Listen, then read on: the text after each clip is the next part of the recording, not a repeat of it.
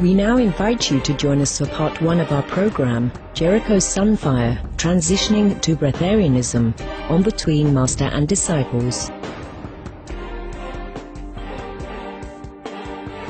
This program discusses the possibility of breatharianism, or living without eating food, and is not a full instruction.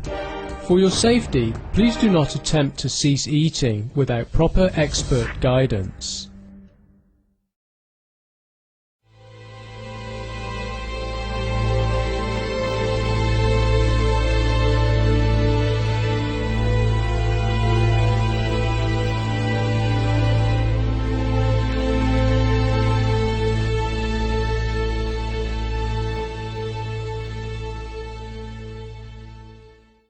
Hello, joyous viewers.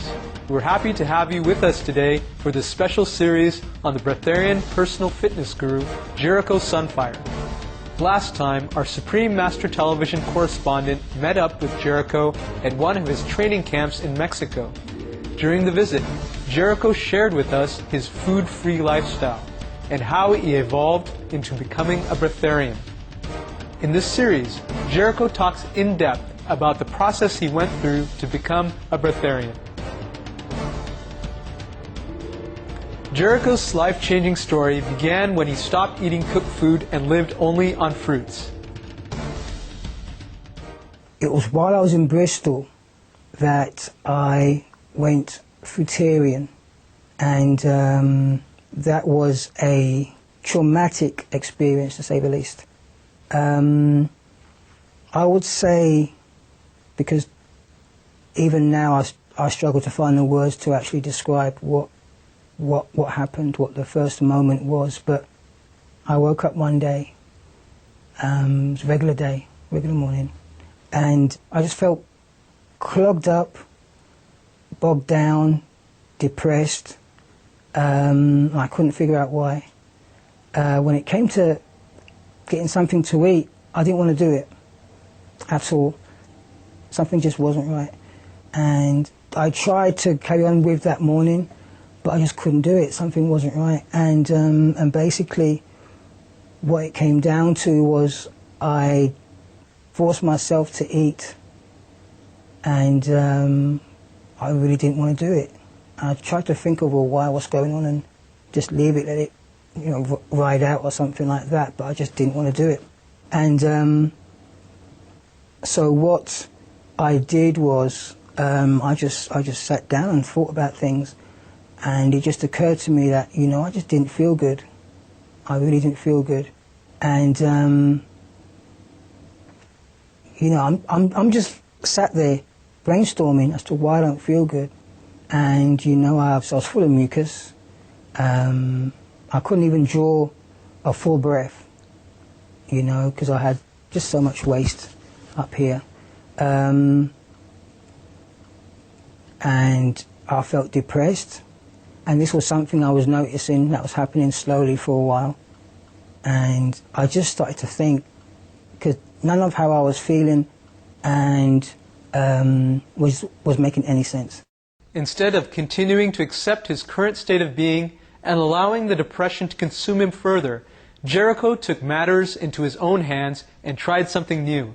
I'm just looking in the mirror and I'm soul searching, and something just said, take a day off, go out and get some fruits, and for some reason that was just so appealing to me.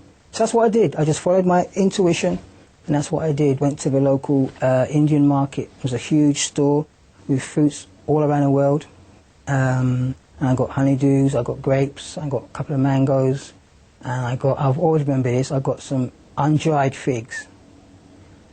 And I cycled back home, and I devoured those like nobody's business, and it just felt fantastic. It felt so natural, like I've always been doing it, when in fact it was the opposite. I'd hardly ever had fruits.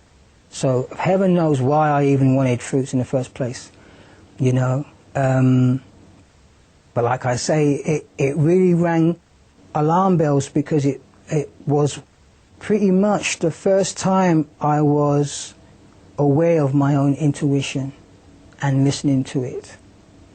And like I say, I felt fantastic. It was like a total breath of fresh air. It was just a total relief. And I could literally feel my body like, you know, we don't have to put up with all that other stuff anymore. Jericho loved what he was feeling so much that he tried it again the next day and began to experiment with different fruits from then on. His new diet met with initial success, but eventually he encountered his first challenge. A whole week I did it for, and I had no cravings whatsoever for anything else. I just wanted fruits. Like after the 7 days, bang, you know, detoxification hit. And I wasn't aware of any of this at all. I had read or flicked through maybe a raw book or something like that, but I really had no internet access to look up or do any research at that point. I remember ordering some real budget fruitarian magazines. They weren't even magazines, they were more like pamphlets. And before that, I didn't even realize fruitarianism existed. I thought I was the only one. I thought I made up the word, because I thought veganism, I'm eating fruits, so that's fruitarianism. What was it like for Jericho after 7 days of being a fruitarian? Please stay tuned to Supreme Master Television. Between Master and Disciples will return in just a moment for our show on Jericho Sunfire, transitioning to breatharianism.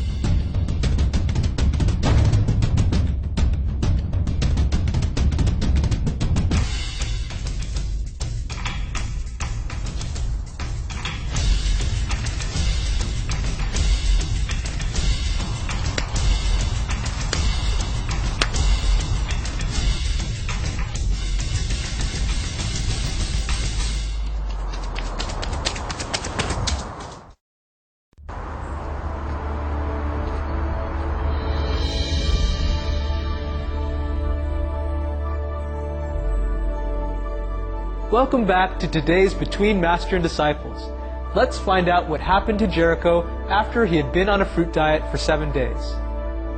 Since Jericho didn't have any support group or information about the process of being a fruitarian, he learned as he went along, relying on his intuition to get him through the tough times, especially after the first 7 days of being a fruitarian.